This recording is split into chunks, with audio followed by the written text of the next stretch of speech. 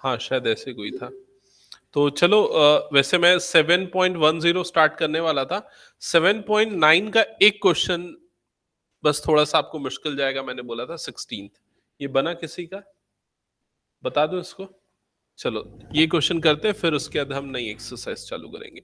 तो question note down कर लो सबसे सबसे पहले।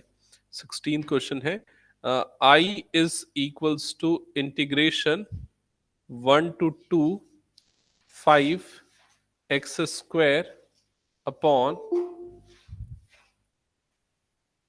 5x square upon x square plus 4x plus 13, sorry plus three और यहाँ पर क्या आ गया dx।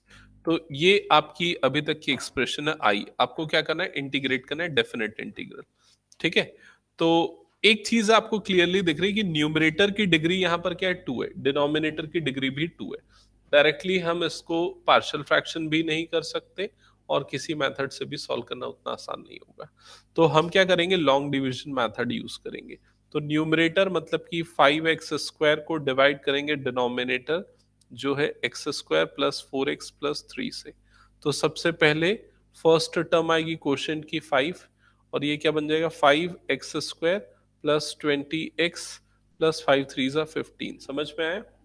फिर उसके बाद ये माइनस, ये माइनस, ये माइनस, ये दोनों टर्म कैंसल, क्या बच जाएगा, -20x -15। क्लियर ये चीज?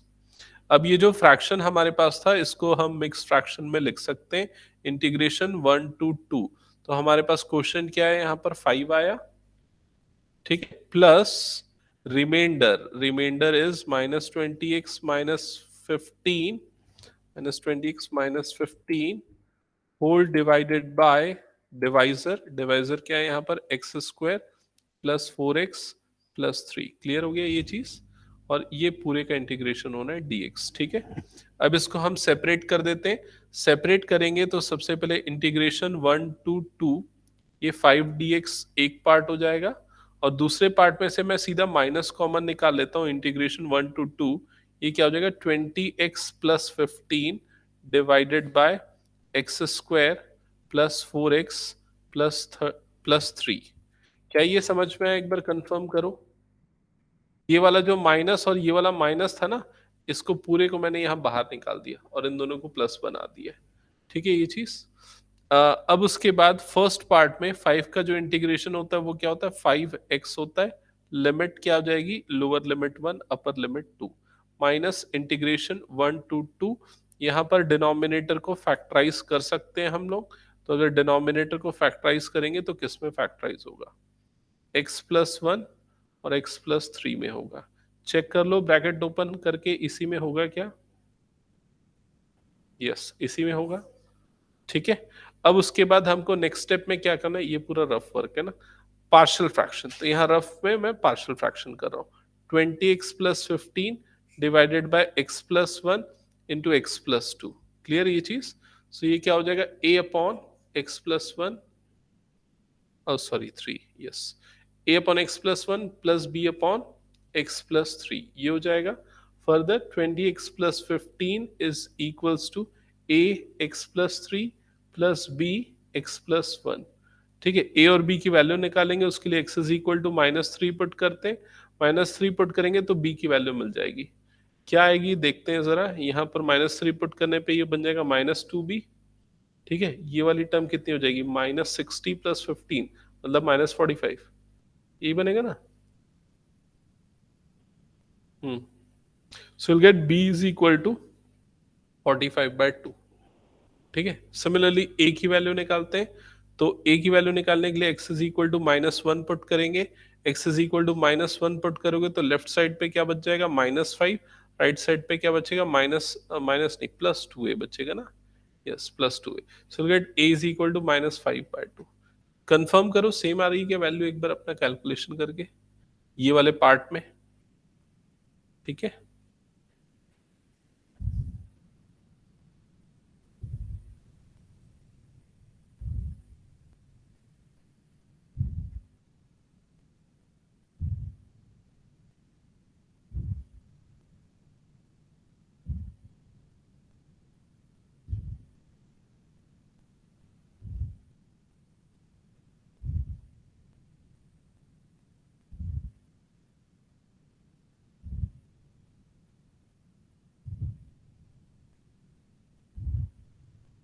सेम आ रहा है।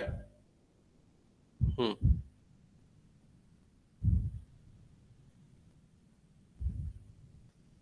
इसके बाद का स्टेप तो मेरे ख्याल से समझ में आ रहा होगा मैं क्या कर रहा हूँ।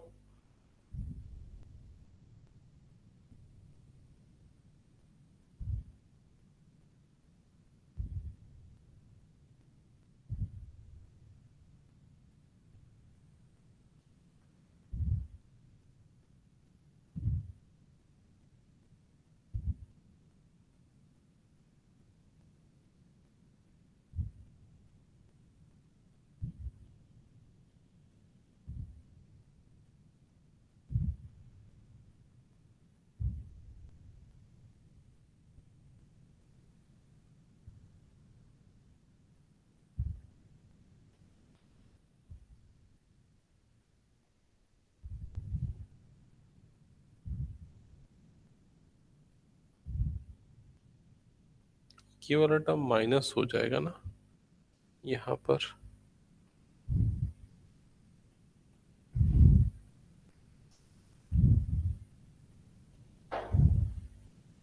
यहाँ पर नहीं होगा, अगले स्टेप में यहाँ पर होगा। ठीक है, लॉग अपर लिमिट माइनस लोअर लिमिट, तो 3/2 हो जाएगा, -45/2 log upper limit minus lower limit, so it will become 5/4। ये आना चाहिए आई थिंक आंसर। चेक करो।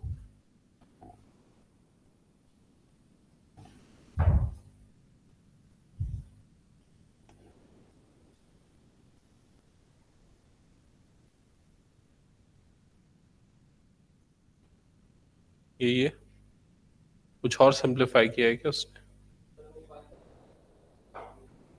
5/2 के सामने माइनस लगा दिया और उसको 2/3 कर दिया है, log 2/3। हाँ, अच्छा माइनस कॉमन ले लिए। ओके, ठीक है। ठीक है, एक बार देखो समझ में आ गया ना पूरा प्रोसेस? हम्म। कुछ डाउट?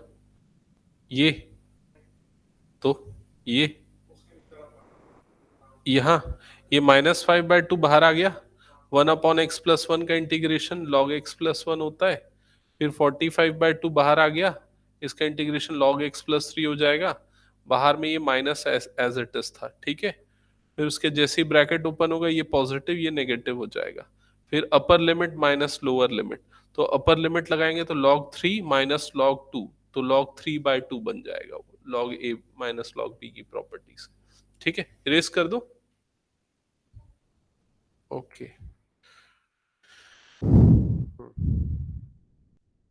तुम ये ग्रुप में तो हो ना 12th वाले, उसी में भेज रहा हूँ। ओके, अब हम कंटिन्यू करते हैं नेक्स्ट एक्सरसाइज से, एक्सरसाइज 7.10। ये भी डेफिनेट इंटीग्रल ही है, बट यहाँ पर क्या होगा एक्चुअली, हम मैंने जो तरीका बताया था ना, सब्स्टिट्यूशन करेंगे और लिमिट भी चेंज कर देंगे, तो वो मेथड यहाँ पर यूज होने वाला है। ठीक है, तो फर्स्ट 3 क्वेश्चंस मैं यहाँ पर कॉपी कर रहा हूँ जिसको हम पहले सॉल्व करेंगे। ये हो गए हमारे फर्स्ट 3 क्वेश्चंस। चलो क्वेश्चन नंबर 1 से स्टार्ट करते हैं। क्वेश्चन नंबर 1 में आपको फाइंड आउट करना है I is equals to integration 0 to 1 x upon x² + 1 dx। ठीक है। हम्म। तो सबसे पहले इसको इंटीग्रेट करना है हमको, फिर लिमिट पुट करना है। तो इंटीग्रेट कैसे करेंगे, उसके लिए सब्स्टिट्यूशन अप्रोच यूज करेंगे। तो हम क्या सब्स्टिट्यूट करेंगे, x² + 1 को सब्स्टिट्यूट कर देंगे t। ठीक है, तो अब dx की वैल्यू निकालना है, इसलिए डिफरेंशिएट करेंगे। 2x is equal to dt/dx, जिससे आपको x dx की वैल्यू मिल जाएगी dt/2। समझ में है? तो ये दो चीजें काम की है हमारे पास। पहली चीज तो x² + 1 को t पुट करना है, दूसरी चीज x dx को dt/2 पुट करना है, और तीसरी चीज अब यहाँ हम लिमिट चेंज करेंगे। तो लिमिट देखो, हमको यहाँ पर क्या गिवन है, x is equal to 0 lower limit है और x is equal to 1 upper limit है। ठीक है, ये दोनों लिमिट की वैल्यूज को हम यहां पर रखते हैं जिससे हमको t की वैल्यू मिलेगी। तो x is equal to 0 implies t is equal to क्या, 1। x is equal to 1 implies t is equal to 2। समझ में आ गया? तो ये चीज भी यहां पर पुट हो जाएगी। ठीक है, ये सारी चीजें। तो जब हम इस इंटीग्रल में सारी वैल्यूज पुट करेंगे तो ये क्या हो जाएगा, इंटीग्रेशन 0 to 1 की जगह अब ये बन जाएगा 1 to 2। ठीक है, डिनोमिनेटर में x² + 1 की जगह पे हो जाएगा t, और यहाँ पर ये जो x dx जो था इसकी जगह पे क्या आ जाएगा, dt/2। तो ये हो जाएगा dt/2। ठीक है, फिर उसके बाद further 1/2 as it is, integration 1 to 2 1/t dt। ठीक है, 1/t का इंटीग्रेशन क्या होता है, log t। ठीक है, अब t की वैल्यू वापस रखने की कोई जरूरत नहीं है क्योंकि हमने लिमिट चेंज कर दी है। सीधा t की जगह पे लिमिट्स पुट करो, तो ये हो जाएगा log 2 माइनस log 1। log 1 की वैल्यू 0 होती है, या फिर आप ये समझ लो कि इसको log a minus log b, तो log a/b लिख सकते। तो ये आ जाएगा हाफ log 2 या फिर log√2। समझ में आ गया? विनायक बताइए यहां से ये कैसे आया?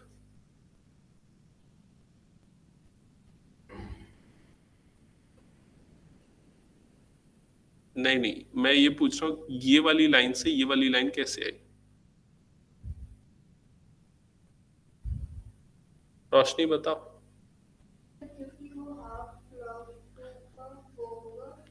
लॉग की प्रॉपर्टी से हाफ जो है वो 2 की पावर में चला जाएगा और वो √2 बन जाएगा। समझ में आई ये चीज? ओके, हो गया सबका, इरेज कर दो।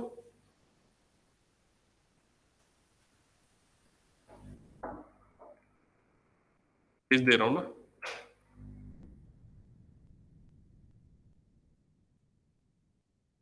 नेक्स्ट क्वेश्चन नंबर 3 पे आते हैं, 2 पे आते हैं, क्वेश्चन नंबर 2। तो क्वेश्चन नंबर 2 पे आपको क्या फाइंड आउट करना है, I is equals to integration 0 to π/2 root sine phi into cos to the power 5 pi d phi. ठीक है, अब इसको कैसे इंटीग्रेट करेंगे? स्टार्टिंग में जब मैंने इनडेफिनिट इंटीग्रल स्टार्ट किया था ना, तब इस तरह के कई ट्रिग्नोमेट्रिक फंक्शन के इंटीग्रेशन के लिए हिंट आप लोगों को बताया था। तब आप लोगों का दिमाग ट्रेंड हो चुका था सब्स्टिट्यूशन किसको करना है, लेकिन अभी थोड़ा भूल चुके हो, इसलिए फिर से मैं हिंट दे रहा हूं, ध्यान दो। ये क्या करेंगे, इसको sine phi as it is into इसको लिख देंगे कॉस की power 4 phi into cos phi d phi. समझ में आया यहां तक? फिर उसके बाद ये हमने इसलिए ब्रेक किया सो दैट उसको हम साइन के टर्म्स में लिख सके। कॉस की पावर जो 4 है ना, उसको हम क्या लिख सकते हैं, कॉस स्क्वायर फाई इंटू इसका square into cos phi d phi. क्या यहां तक समझ में आया? D phi. ठीक है, further integration 0 to π/4 root sine pi. ठीक है, इनटू, अब ये जो कॉस स्क्वायर फाई है इसको हम क्या लिखेंगे, साइन के फॉर्म में कन्वर्ट करेंगे, 1 माइनस साइन स्क्वायर फाई लिखेंगे, इसका whole square into cos phi. ठीक है, डी फाई। समझ में आया? तो हमने ओवरऑल क्या किया, इस चीज को समझो, सारी टर्म्स को साइन फाई के फॉर्म में ले आया, एक अकेले इसको छोड़ के। वो इसलिए क्योंकि जब हम सब्स्टिट्यूशन करेंगे तो साइन का डेरिवेटिव क्या होता है, कॉस होता है। ठीक है, तो सब्स्टिट्यूशन यहां पर अप्लाई करते हैं। हम क्या सब्स्टिट्यूट करेंगे, sine phi is equals to T, differentiate करेंगे with respect to phi, differentiate with respect to phi. तो साइन फाई का डेरिवेटिव क्या होता है, कॉस फाई। टी का डेरिवेटिव क्या होगा, d T by d phi, ठीक है। तो cos phi d phi is nothing but d T. समझ में आई ये चीज? अब ध्यान से समझना जो मैं नेक्स्ट स्टेप लिख रहा हूं। नेक्स्ट स्टेप लिखते समय मैं एक सावधानी रखूंगा, इंटीग्रेशन तो लगा दूंगा लेकिन लिमिट नहीं लिखूंगा अभी, कि लिमिट अभी हमने नहीं बदली है, बदलेंगे आगे। तो साइन फाई की जगह पे पुट कर देंगे टी, ये हो जाएगा 1 - टी स्क्वायर का होल स्क्वायर, और ये जो पूरी टर्म थी cos फाई डी फाई, इसकी जगह पे क्या आ जाएगा, डी टी। तो यहाँ पर ये हो जाएगा डी टी, ठीक है। अब लिमिट यहाँ पर बदल लेते हैं हम लोग। लिमिट बदलने के लिए हम ये रिलेशन यूज करेंगे। क्या बोल रहा है बता तो हूँ। अच्छा वो पाई/2 चला आ रहा है, मैं गलत कर दिया। ओके, सो हम यहाँ पर पुट करेंगे initially phi is equal to 0, तो टी की वैल्यू क्या मिलेगी बताओ, 0। फिर phi is equal to put करेंगे पाई/2, तो टी की वैल्यू क्या मिलेगी, 1। तो अब ये लिमिट भी चेंज हो गई, और लिमिट क्या हो गई, 0 से लेके 1 हो गई। समझ में आई ये चीज?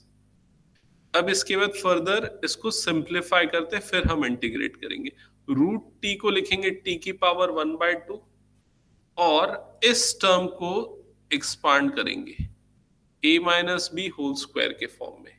तो ये क्या हो जाएगा, ए स्क्वायर मतलब 1 का स्क्वायर 1, प्लस बी स्क्वायर मतलब टी की पावर 4, -2ab मतलब -2t² डी टी। क्या ये समझ में आ गया स्टेप?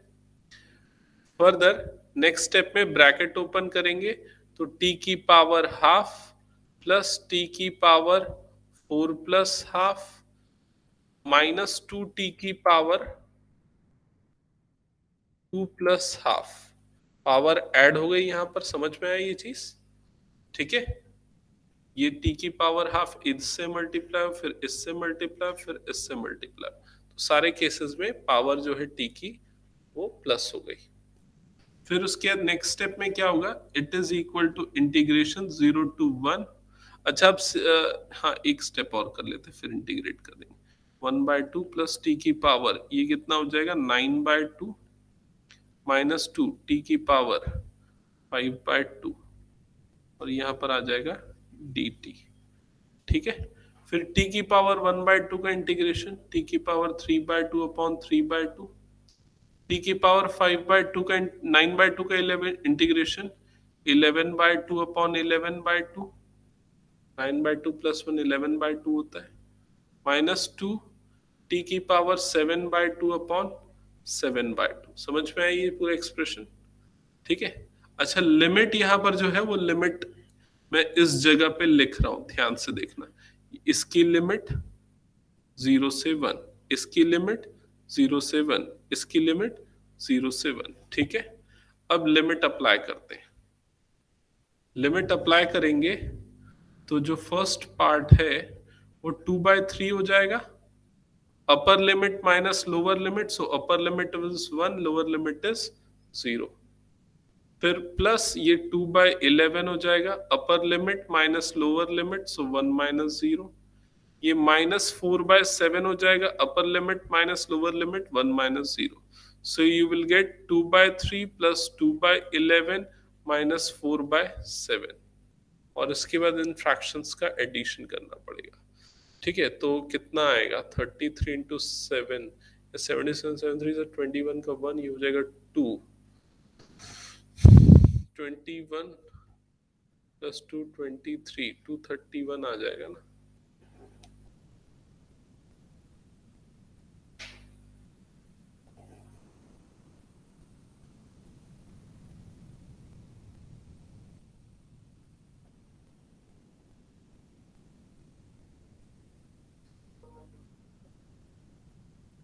टू थर्टी वन, तो ये 231 सही आ रहा है मेरा।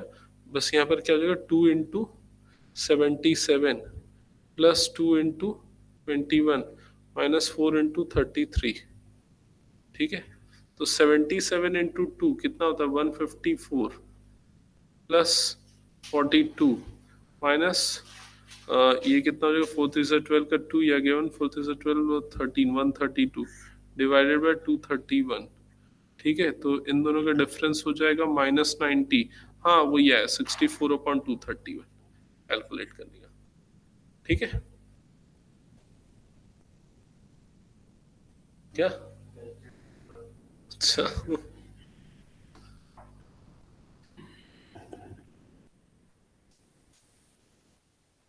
नहीं, पहले मैं करता था फास्ट जब मैं स्टूडेंट था। अब जब से मतलब ये सब प्रैक्टिस छूट गई ना, तो फिर नहीं करना ही लग गया। पहले और फास्ट कर लेता था,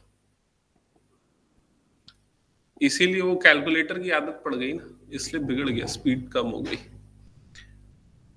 वो इंजीनियरिंग में जब से गया तब से कैलकुलेटर यूज करने लग गया, नहीं तो स्कूल में जब तक था बहुत फास्ट होता था मेरा कैलकुलेशन।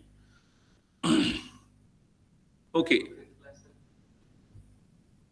और उसका सबसे इंपॉर्टेंट कारण क्या है पता है? कैलकुलेशन स्पीड करने का टेबल। टेबल एकदम बाय हार्टेड है ना, तो आप बहुत अच्छे से कर सकते हैं।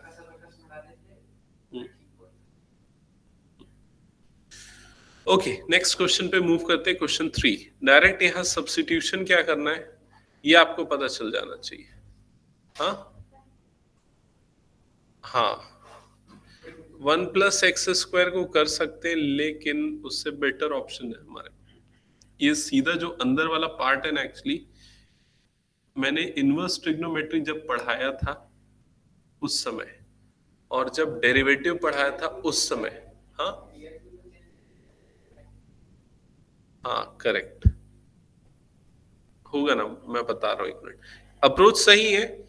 आपको जब मैंने इस तरह के इनवर्स ट्रिग्नोमेट्रिक फंक्शन का जब इंटीग्रेशन या डिफरेंशिएशन पढ़ाया था, तो मैंने बताया था कि सब्स्टिट्यूशन ट्रिग्नोमेट्रिक सब्स्टिट्यूशन होता है, क्योंकि तभी तो हमको अंदर वाले को क्या बनाना है, साइन बनाना है, तो साइन इनवर्स और साइन कट जाए।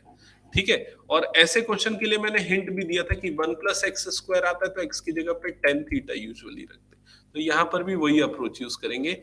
x is equal to put करेंगे tan थीटा, थीटा के रेस्पेक्ट में डिफरेंशिएट करेंगे, या x के रेस्पेक्ट में, जिसके भी रेस्पेक्ट में समझ लो, थीटा के रेस्पेक्ट में डिफरेंशिएट करेंगे तो क्या हो जाएगा, dx बाय डी थीटा हो जाएगा। और tan का डेरिवेटिव क्या होता है, sec स्क्वायर थीटा।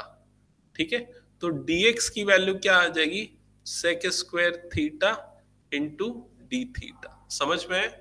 तो जब हम ये सब्स्टिट्यूशन अप्लाई करेंगे तो ये ओवरऑल एक्सप्रेशन क्या हो जाएगी, इंटीग्रेशन। अभी लिमिट नहीं लिख रहा हूं, साइन इनवर्स। ठीक है, और ये क्या हो जाएगा, 2 tan थीटा, x की जगह पे थीटा आया, divided by 1+tan square theta. ठीक है, और dx की जगह पे क्या आ जाएगा, sec square theta into d theta. क्या ये समझ में आ गया? अब इसके बाद आपको दो चीजें मैं बताता हूं, दोनों में से जो भी आपको पता है चलेगा काम। पहला चीज तो ये कि साइन 2 थीटा के एक जो नॉर्मल फॉर्मूला था, उसके अलावा एक ये भी फॉर्मूला था, 2 tan theta upon 1+tan square theta. याद है क्या किसी को ये फॉर्मूला? अगर ये फॉर्मूला याद नहीं है तो भी कोई बात नहीं, हमारे पास ब्रैकेट के अंदर ये आ रहा है 2 tan theta upon 1+tan square theta, इसको साइन कॉस में बदल देते। तो 2 tan थीटा क्या होता है, sine theta by cos theta, और 1+tan स्क्वायर क्या होता है, सेक स्क्वायर थीटा। फर्दर क्या हो जाएगा, 2 sin theta upon cos theta, और सेक स्क्वायर को क्या लिख सकते हैं, 1/cos स्क्वायर थीटा। ये एक कॉस कैंसल, तो क्या बचेगा, 2 sin theta into cos theta, that is nothing but sin 2 theta. समझ में आई ये चीज? तो ये जो पूरा ओवरऑल एक्सप्रेशन है, ये क्या बन जाएगा, sin 2 थीटा बन जाएगा। सो इंटीग्रेशन साइन इनवर्स, यहां पर क्या हो गया, sin 2 थीटा बन गया। ठीक है, इनटू ये हो गया sec square theta d theta. Clear यहां तक का स्टेप? फिर देखो साइन इनवर्स और साइन कट जाएगा, क्या बच जाएगा, 2 थीटा बच जाएगा। तो हमारे पास बचा integration 2 theta into sec square theta d theta. यहां तक का स्टेप क्लियर? ठीक है, 2 भी बाहर निकल जाएगा, तो integration theta sec square theta into d theta. अभी हम एक चीज यहां पर मिस कर रहे हैं, वो लिमिट चेंज करना। लिमिट अभी तक हमने बदली नहीं। कुछ डाउट यहां तक के स्टेप में?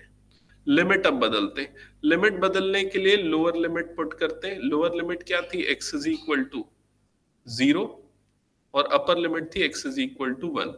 तो x इज इक्वल टू 0 रखोगे, यहां पर x की जगह पे 0 रखोगे तो थीटा की वैल्यू क्या आएगी? 0 आएगी। 1 रखोगे तो थीटा की वैल्यू क्या आएगी? पाई बाय 4 आएगी। समझ में आया? तो ये लिमिट क्या हो जाएगी? 0 से लेके पाई बाय 4, 0 से लेके pi by 4, 0 to pi by 4, और ये भी आ गया 0 टू पाई बाय 4। क्लियर यहां तक का स्टेप? अब हम इसको फर्दर सॉल्व कर लेते हैं। तो फर्दर सॉल्व करने के लिए कौन सा रूल अप्लाई करेंगे, कैसे इसको इंटीग्रेट करेंगे, बताओ।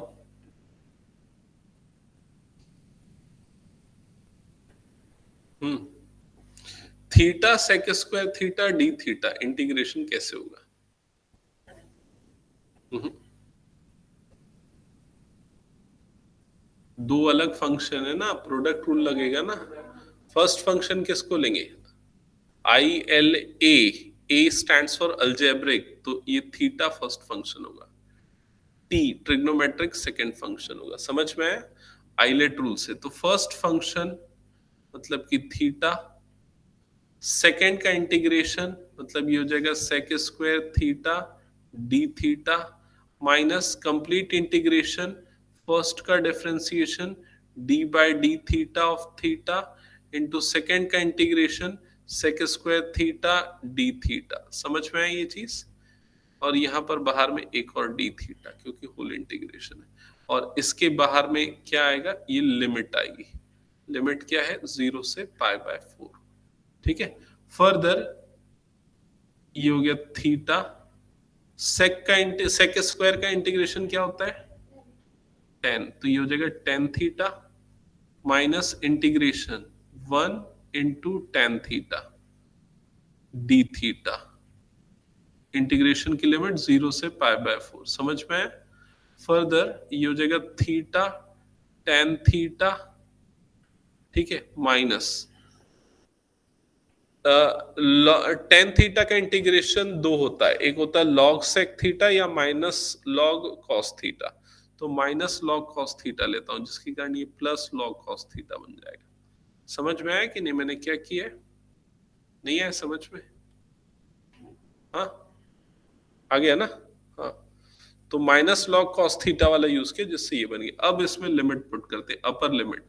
अपर लिमिट मतलब पाई by 4, ten pi by 4 plus log cos pi by 4 minus lower limit मतलब 0, टेन 0 प्लस लॉग कॉस 0। समझ में है? तो ये हो जाएगा पाई by 4 minus log cos pi by 4 की वैल्यू होती है 1/√2। ठीक है, माइनस 0, कॉस 0 की वैल्यू क्या होती है? 1, लॉग 1 की वैल्यू क्या होती है? 0। तो ये ओवरऑल क्या हो जाएगा? 0। Further pi by 4 minus log, ये क्या हो जाएगा? 2 की पावर -1/2। समझ में आया कैसे किया? फिर उसके बाद ये हो जाएगा पाई बाय 4 प्लस log√2। समझ गए ये स्टेप भी? लॉग की प्रॉपर्टी से -1 को सामने भेज दिया और बाकी रूट जो 1/2 था वो रूट बन गया। तो ये होगा final answer. Hmm pi by 4 आ रहा है ना हमारा तो, और उसमें बुक में पाई बाय 2 लिखा है।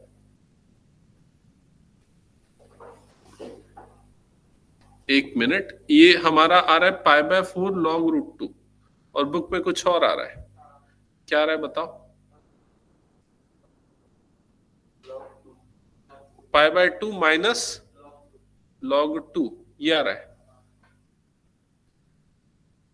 Pi by 2 minus log 2। बाहर में और कुछ 1/2 नहीं लगा है?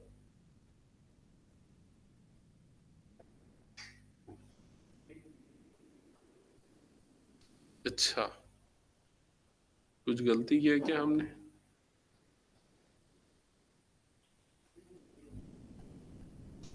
टू एक्स अपॉन 1 + x² ठीक है।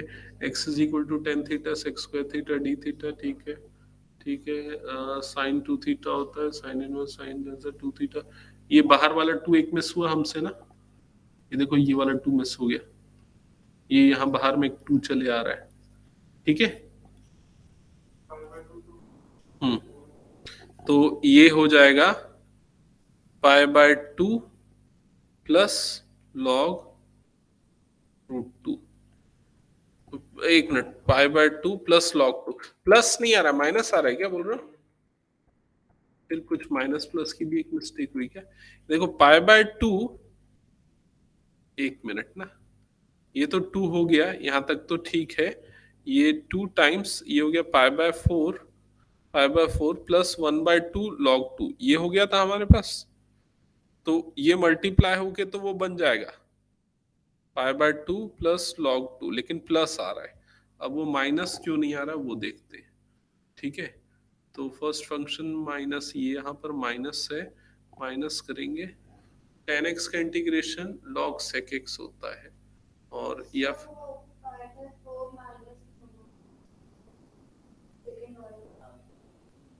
कहाँ पर ये और अच्छा ये, हाँ ये प्लस होगा, हाँ ठीक है, प्लस मतलब ये गलती भी मिल गई, ठीक है। तो ये आंसर आ रहा है फाइनल, करेक्ट, समझ गए ना? हम्म भेज दे रहा हूँ, देख लेना, जो जो मिस्टेक्स हुई उनको चेक कर लेना।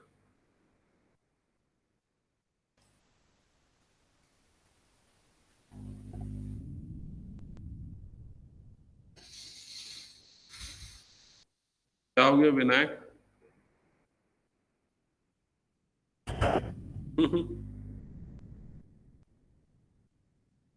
नेक्स्ट क्वेश्चन पे मूव करते हैं, क्वेश्चन नंबर 4।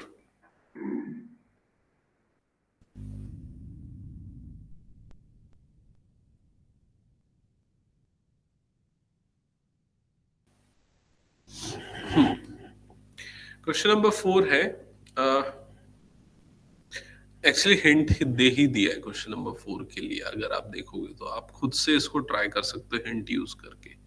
x√x+2 dx, ठीक है। तो चलो हिंट यूज कर लेते हैं, x+2 को t² यूज सब्सिट्यूट करते हैं, x+2 is equal to t², differentiate कर देते हैं।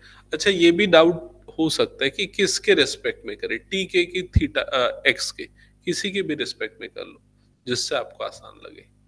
जैसे अगर t के रिस्पेक्ट में करते हो तो ये क्या हो जाएगा, dx/dt हो जाएगा, 2 का डेरिवेटिव 0 और इसका डेरिवेटिव क्या हो जाएगा 2t।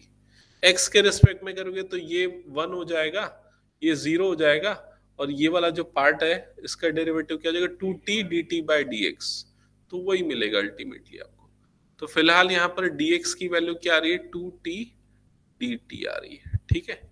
तो हमको दो चीजें यहाँ पर मिल गई, एक तो इस पूरे की वैल्यू, इस पूरे की वैल्यू हमको क्या मिली, t, समझे कि नहीं, और dx की वैल्यू हमको मिल गई, dx की वैल्यू हमको क्या मिल गई, 2t/dt मिल गई, ठीक है।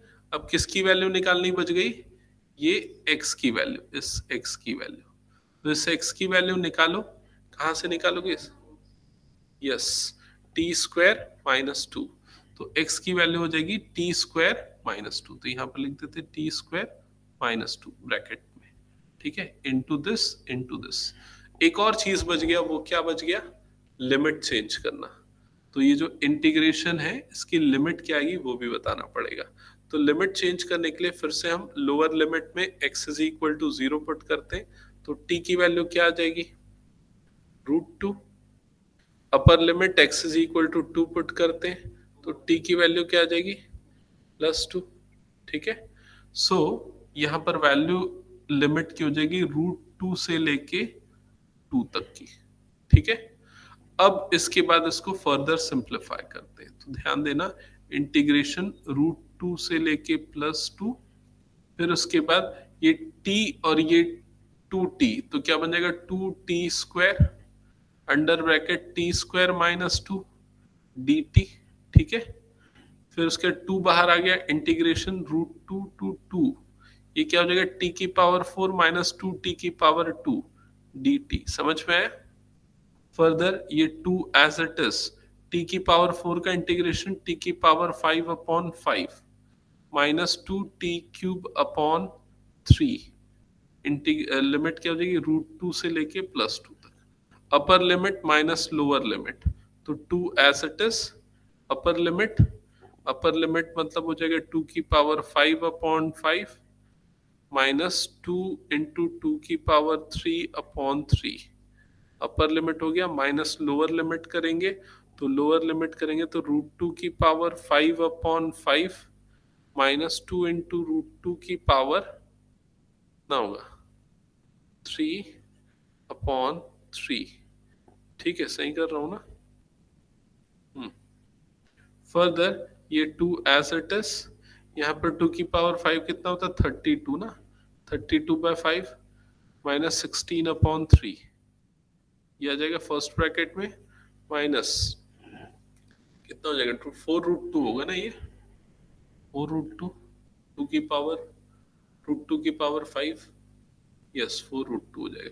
4√2 डिवाइडेड बाय 5 माइनस ये हो जाएगा 4√2 डिवाइडेड बाय 3। ठीक है, ये आएगा एक्सप्रेशन।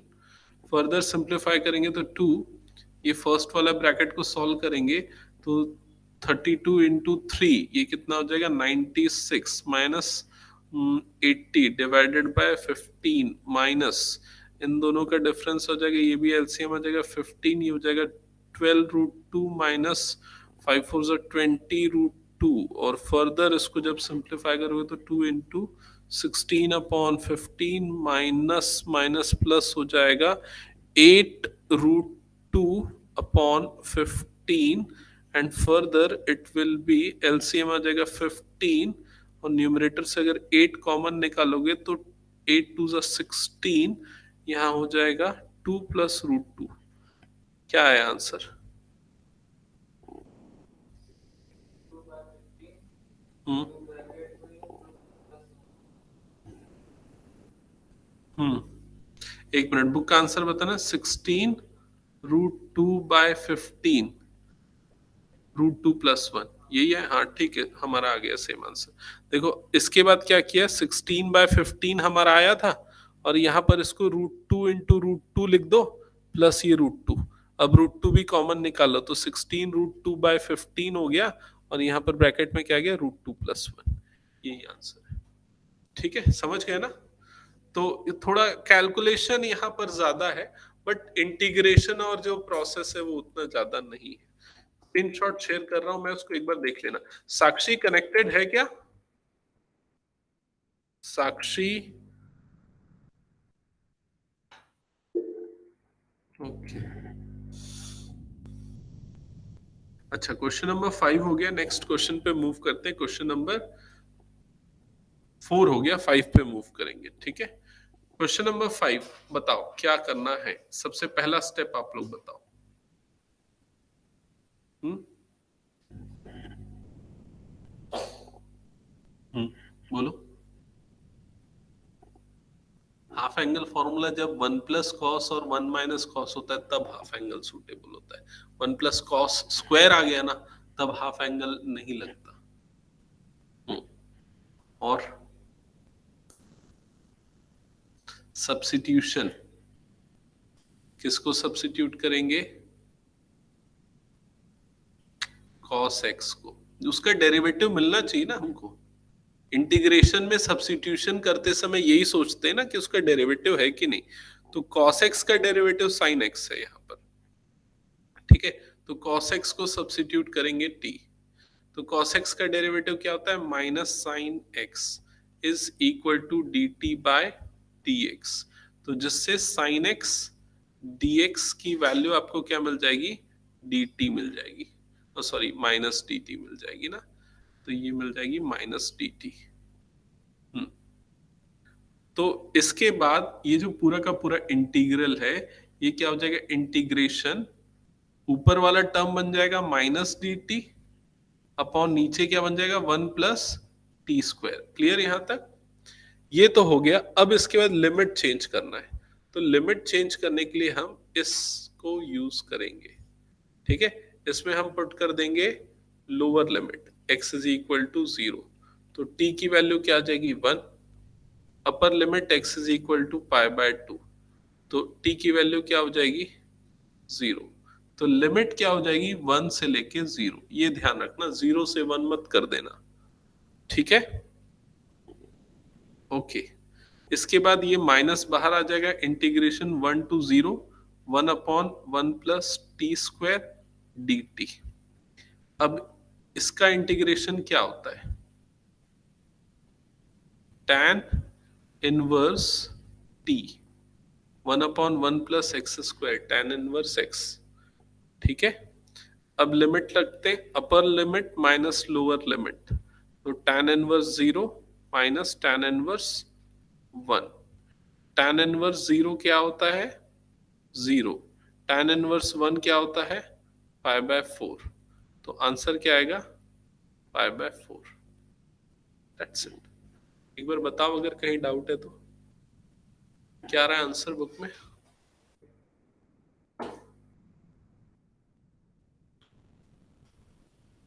स्क्रीनशॉट शेयर कर रहा हूं मैं।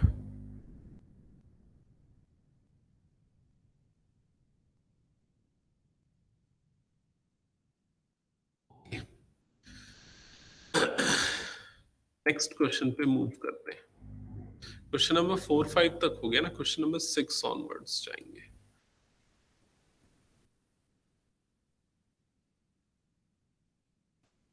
कॉन्फिडेंस आ रहा है कि नहीं आ रहा है, आ रहा है, ठीक है।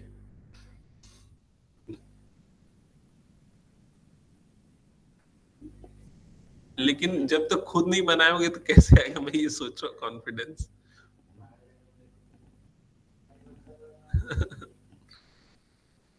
ठीक है, next question. I is equals to integration 0 to 2 1/x plus 4 minus x² dx, ठीक है। Yes, completing the square best possible method होगा। तो एक काम करते हैं, माइनस सबसे पहले कॉमन निकाल लेते हैं, तो माइनस इंटीग्रेशन 0 to 2 1/डिनोमिनेटर क्या हो जाएगा, x² minus x minus 4 dx। आप चाहो तो ट्राई कर सकते हो पार्शियल फ्रैक्शन के लिए, लेकिन उसके लिए आपको देखना पड़ेगा कि फैक्टराइज हो रहा है कि नहीं हो रहा है। जरूरी नहीं है हर क्वाड्रेटिक इक्वेशन फैक्टराइज हो, जैसे कि इस केस में फैक्टराइजेशन मुझे नहीं लगता पॉसिबल है यहाँ पर, ठीक है। तो इसलिए हम completing the square method use करेंगे, ठीक है। सो completing the square method use करने के लिए माइनस इंटीग्रेशन 0 to 2 1 क्या हो जाएगा, ये x² माइनस 2 × x × 1/2, समझ में है, प्लस फिर क्या होगा 1/2 का स्क्वायर, और उसके बाद यहाँ पर क्या आएगा, -1/2 का स्क्वायर माइनस 4 dx। क्या ये स्टेप समझ में आ गया।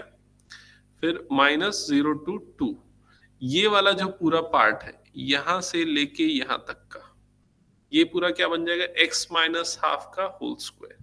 तो यहां आ गया 1/x माइनस हाफ का होल स्क्वायर, और -1/4 -4 dx। क्या ये स्टेप क्लियर। फिर उसके बाद माइनस इंटीग्रेशन 0 to 2 1 कितना हो जाएगा, -17/4 dx।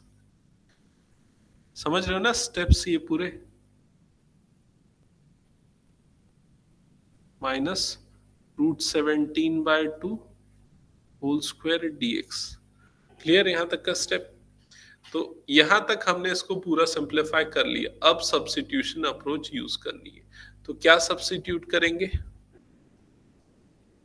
Correct, x minus half integrate कर सकते हैं बिल्कुल, फिर डायरेक्ट इंटीग्रेट कर दो और x की जगह पे वैल्यू रखो, ठीक है। एक्चुअली इस एक्सरसाइज के पहले हेडिंग लिखी थी ना सब्स्टिट्यूशन, इसलिए मैं जबरदस्ती सब्स्टिट्यूट कर रहा हूँ उसमें, बट आप डायरेक्ट कर सकते हो उसको। तो क्या होता है इसका integration, integration 1/x² minus a² dx, किसको याद है।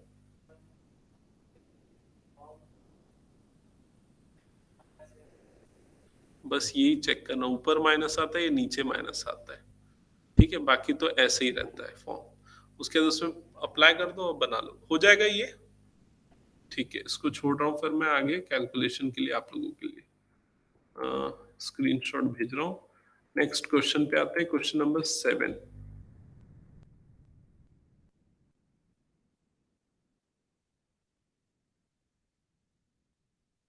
Question number 7, same approach completing the square. ठीक है, या फिर चाहो तो फैक्टराइजेशन तो नहीं होगा इसमें भी। ठीक है, तो completing the square will be the best method. तो I is equal to integration -1 to 1, ये हो जाएगा 1/x² plus 2x plus 1 plus 4 dx। समझ गए ना? अच्छा, वो नहीं आया ना आज हर्षित?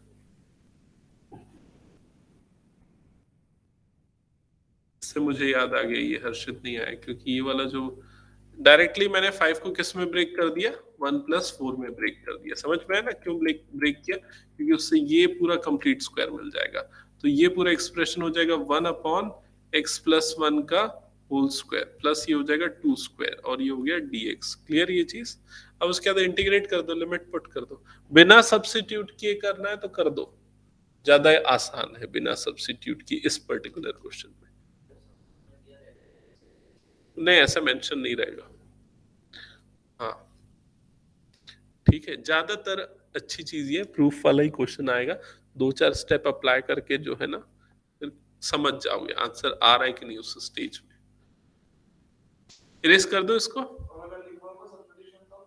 नहीं लिखा रहेगा, ऐसा कभी नहीं लिखा, मैं तो आज तक नहीं देखा। वो फिर हिंट है, वो तुम्हारे लिए ही हिंट है सब्स्टिट्यूशन। क्योंकि इंटीग्रेशन सॉल्व करने के लिए इतनी अप्रोचेस हैं कि बाय पार्ट्स हो गया, ट्रिग्नोमेट्रिक सब्स्टिट्यूशन, बहुत सारे, पार्शियल फ्रैक्शन हो गया, कंप्लीटिंग द स्क्वायर हो गया, तो तुमको हिंट दे रहे हैं, ये बेटर है तुम्हारे लिए फिर तो। ओके, अब इसके बाद इस क्वेश्चन में आते हैं, जैसे कि ये भी एक अलग मेथड है। ये कौन सा मेथड है, याद आया? नहीं याद आया? नहीं याद करो, मैंने थोड़े दिन, 1-2 दिन पहले ही e⁻x f(x) plus f'(x) dx इसका शॉर्टकट बताया था। क्या होता है? e⁻x into f(x). याद आया ये चीज? तो ये वही रूल यहाँ पर अप्लाई होगा। लास्ट या उसके पहले बताऊंगा, मेरे ख्याल से बाय पार्ट्स में आया था ना, ये 2 घंटे की क्लास लिया था शायद, उस दिन का था ये। हाँ ओके, सो ये चीज यहाँ पर अप्लाई होने वाली है। तो देखो, इसको सॉल्व करने के लिए सबसे पहले हमने लिया I is equal to integration 1 to 2 e⁻2x को पहले लिखते हैं, 1/x माइनस 1/2x² dx। ये हो गया एक्सप्रेशन, यहां तक क्लियर? ठीक है, अब देखो यहां पर ध्यान दो, अभी इसमें ये वाला फॉर्मूला हम अप्लाई नहीं कर सकते। क्यों नहीं कर सकते? क्योंकि ये फॉर्मूला तब एप्लीकेबल है जब ऊपर में e की पावर x हो, लेकिन हमारे पास e की पावर क्या है, 2x है, तो इसलिए नहीं कर सकते। तो इसलिए यहाँ पर सब्स्टिट्यूशन हमको करना पड़ेगा। तो हम क्या करेंगे, 2x is equal to put कर देंगे t। ठीक है ये चीज? तो x की वैल्यू क्या हो जाएगी, t/2। ठीक है, डिफ्रेंशिएट करेंगे तो 1 is equals to dt/dx into 1/2। So dx की वैल्यू क्या हो जाएगी, dt/2 आ जाएगी। लिमिट भी चेंज होगी, तो लिमिट भी चेंज करते हैं। लिमिट चेंज करने के लिए x इज इक्वल टू 1 तो t is equal to 2, x is equal to 2 तो t इज इक्वल टू 4। समझ में आई ये चीज? अब ये सारी चीजें यहां पर पुट करते हैं, तो I is equal to integration, lower limit अब क्या हो गई 2, अपर लिमिट क्या हो गई 4। तो लिमिट हो जाएगी सबसे पहले 2 से लेके 4, e⁻2x, तो 2x की जगह पे क्या आ जाएगा, t आ जाएगा। ठीक है, फिर उसके बाद 1/x, तो x की जगह पे क्या आएगा, t/2, तो ये 1/t/2 बन जाएगा। ठीक है, माइनस 1/2, x की जगह पे क्या आएगा, t/2 का ये स्क्वायर, ब्रैकेट क्लोज, ये हो जाएगा d, ये हो जाएगा dt/2। समझ में आया कि नहीं? सभी को हमने t से और उसकी लिमिट से रिप्लेस कर दिया। क्लियर? अब नेक्स्ट स्टेप में यहां पर ध्यान देना, ये हो जाएगा इंटीग्रेशन 2 to 4 e⁻t, ये हो जाएगा 2/t minus 2/4 t square d T by 2। क्या ये समझ में आया? ठीक है, अब उसके बाद फर्दर 2 कॉमन निकाल लेते हैं दोनों में से और उसके बाद कट कर देंगे, तो e to the power t 1/t minus 1/t square d t, ये बचेगा। क्लियर? क्या, ये वाली लाइन, ये देखिए यहां पर क्या किया, ये 1/t/2 है ना, तो 2/t हो गया। ये क्या हो जाएगा, ये वाला पार्ट जो है ना, ये वाला पार्ट, ये 2 × t²/4 होगा, तो 2 2 और वो 2 ऊपर चले जाएगा फिर, तो इसलिए आया। ठीक है, फिर उसके नीचे वाले स्टेप में समझ में, ये 2 और ये 2 कॉमन निकला और इस 2 से कट गया, तो ये एक्सप्रेशन आ जाएगी। अब देखो इसको कंपेयर करो इस फॉर्म से, किससे कंपेयर करना है, ये है आपका f(t), ठीक है, ये है f(t) और ये माइनस के साथ जो बन रहा है ये क्या है, f'(t). समझ में आया कि नहीं ये चीज? तो इसका जो इंटीग्रेशन है वो क्या होगा, e to the power t into f(t), मतलब e to the power t into 1/t। Clear हुआ? और लिमिट क्या हो जाएगी यहाँ पर, 2 से लेके 4। अपर लिमिट पुट करेंगे तो e to the power 4/4 minus lower limit e²/2, तो ये होगा आपका फाइनल आंसर। हो सकता है क्वेश्चन में सिंप्लीफाई करने के लिए e²/2 कॉमन निकाल लिया होगा, तो यहाँ e²/2 -1 बच रहा होगा, या और भी कुछ किया होगा, तो देख लेना। देखो आंसर क्या दिया हुआ, e² -1/4, ये भी दे सकता है। इन तीनों चारों में से कोई एक होगा, लास्ट वाला।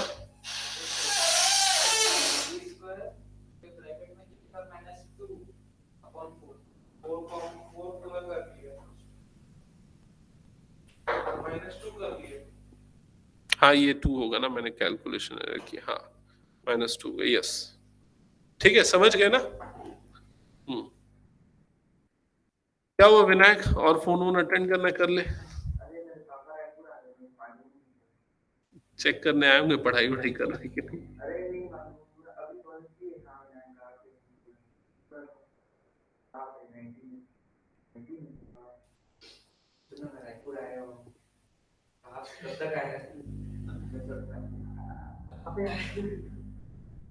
ठीक है,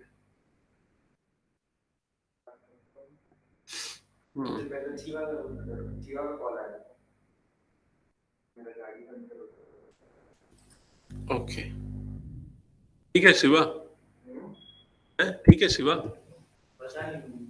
गाड़ी पंचर हो गई ट्रक सामने। कौन है शिवा, मैं जानता नहीं हूँ मेरे। अच्छा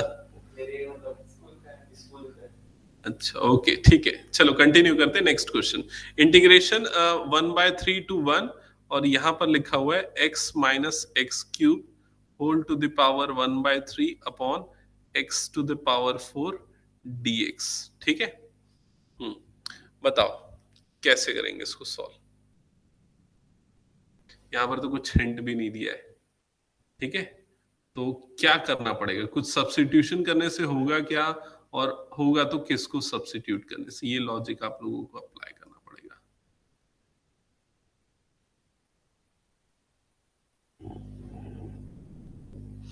चलो यहां पर मैं कुछ ट्रायल करता हूं, देखते हैं।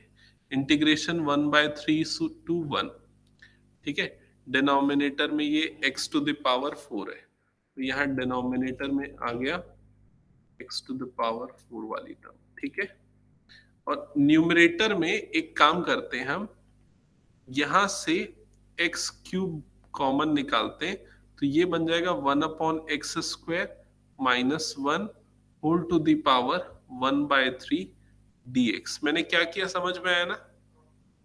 ठीक है, अब उसके बाद फर्दर, अच्छा x³ ही क्यों कॉमन निकाला, तो उसके पीछे भी रीजन आप समझ सकते हो, सो दैट x³ होल की पावर ये क्या हो जाए, 1/3 हो जाए, और यहाँ पर क्या बच जाएगा, 1/x² -1 whole to the power 1/3 whole upon x to the power 4 dx। क्या ये स्टेप क्लियर हुआ?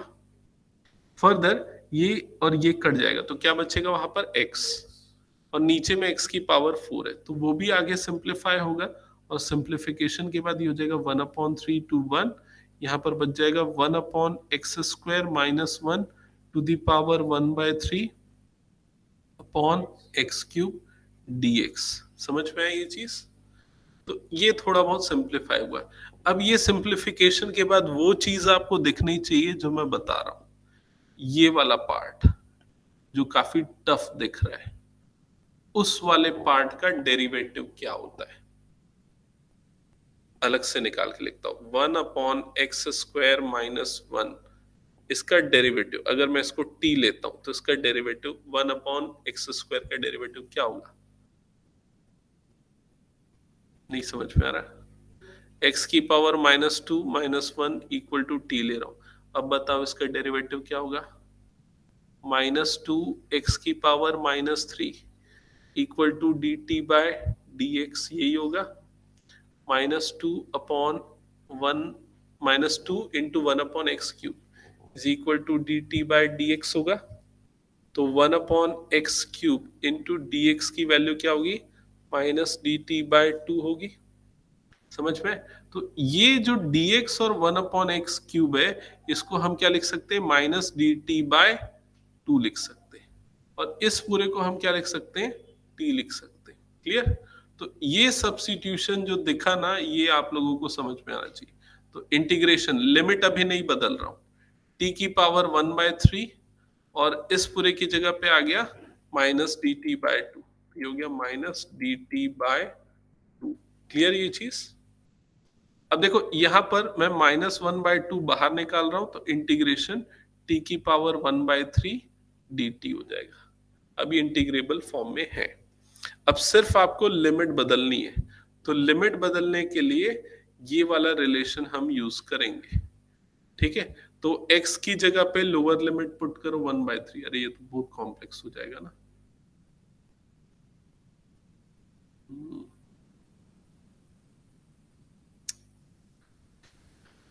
ठीक है, 1/x की जगह पे 1/3 whole square -1 is equal to t। हाँ, जितना मैं सोच रहा था उतना नहीं है। 1/9 तो 9 - 1 मतलब 8, तो t की वैल्यू क्या हो जाएगी? 8। ये हो जाएगा आपका लोअर लिमिट 8। अपर लिमिट क्या होगा? तो अपर लिमिट के लिए 1 रखो, तो 1 - 1 मतलब 0, तो लिमिट हो जाएगी 8 से लेके 0। फर्दर -1/2, t की पावर 1/3 का इंटीग्रेशन क्या होगा? t की पावर 4/3 अपॉन 4/3, 1 + 1/3 मतलब 4/3। लिमिट हो जाएगी 8 to 0। यहाँ पर ये कितना हो जाएगा? -3/8। ठीक है, अपर लिमिट मतलब 0 माइनस लोअर लिमिट मतलब 8 to the power 4/3। समझ में आएगी ये चीज? तो ये हो जाएगा -3/8। ठीक है, यहाँ हो जाएगा -2³ होल टू द पावर 4/3। यही होगा, ये दोनों कटा, 2 to the power 4 मतलब 16, तो ये माइनस माइनस प्लस हो जाएगा। 3/8 इंटू 16, 16 2 जा, तो आंसर आएगा 6। अच्छा, ऑप्शन वाला है क्या? ऑप्शन जो भी है ए। क्लियर हुआ ये क्वेश्चन?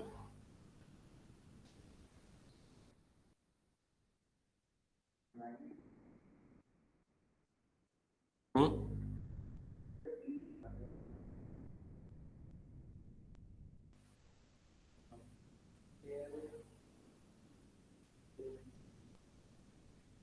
अच्छा, अलग अलग बुक में अलग अलग आंसर लिखा है क्या?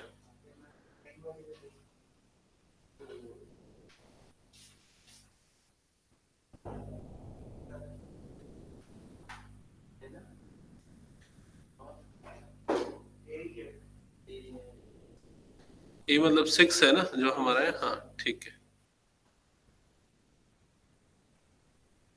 ठीक है, नेक्स्ट क्वेश्चन पे मूव करते हैं।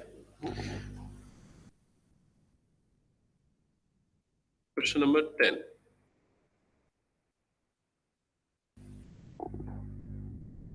क्वेश्चन नंबर 10 में आपको f ऑफ x गिवन है। Actually f of x given नहीं है, f ऑफ x मिलेगा आफ्टर इंटीग्रेटिंग दैट पार्ट। ठीक है, और उसके बाद उसको डिफरेंशिएट करना है। मतलब दो स्टेप्स है यहाँ पर। पहले तो आपको f ऑफ x निकालना है, फिर उसके बाद उसको डिफरेंशिएट करना है। ठीक है, और जो रिजल्ट आएगा वो क्या होगा, ये आपको आंसर करना है। तो चलो स्टार्ट करते हैं। पहले f of x is equals to integration 0 to x t sine t d t. तो बताओ कैसे इंटीग्रेट होगा t sine t. Substitution, yes, product rule. तो प्रोडक्ट रूल में किसको फर्स्ट फंक्शन लेंगे? टी को, और ये हो जाएगा सेकेंड फंक्शन। तो इंटीग्रेशन क्या होगा? फर्स्ट फंक्शन सेकेंड का इंटीग्रेशन। तो क्या होता है इसका integration? Minus cos T minus complete integration. First का डिफरेंशिएशन मतलब 1, सेकेंड का इंटीग्रेशन मतलब माइनस कॉस टी, और यहाँ पर आ गया डी टी। समझ गए ना ये स्टेप? और ये पूरा ब्रैकेट में बंद किया और यहाँ पर लिमिट लिख दिया 0 टू एक्स।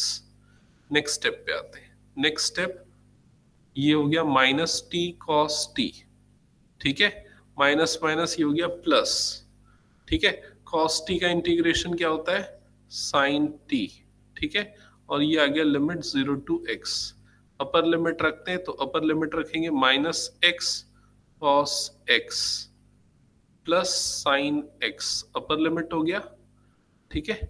फिर उसके बाद माइनस लोअर लिमिट, तो माइनस 0 कॉस 0 प्लस साइन 0, ठीक है ये चीज। तो ये वाला पूरा पार्ट तो 0 हो जाएगा, ठीक है, क्योंकि साइन 0 की वैल्यू भी क्या होती है? 0 होती है। तो आपको एफ ऑफ एक्स की जो वैल्यू है वो क्या मिल जाएगी? Sign x minus x cos x. But आपको ये नहीं चाहिए, आपको क्या चाहिए? एफ डैश ऑफ एक्स चाहिए। तो एफ डैश ऑफ एक्स मतलब कि d by d x of this function sine x minus x cos x, ठीक है। तो साइन एक्स का डेरिवेटिव होता है कॉस एक्स माइनस, इसमें प्रोडक्ट रूल अप्लाई होगा, first function into d by d x of second plus second function into d by d x of first, ठीक है। तो ये हो जाएगा cos x minus minus x sine x, ठीक है, प्लस cos x, ठीक है। ब्रैकेट ओपन होगा तो ये हो जाएगा cos x plus x sine x minus cos x, ये दोनों कट जाएगा तो आंसर क्या आ जाएगा? x sine x। कौन सा ऑप्शन है देखो तो? ऑप्शन बी, तो ये होगा करेक्ट आंसर, ठीक है।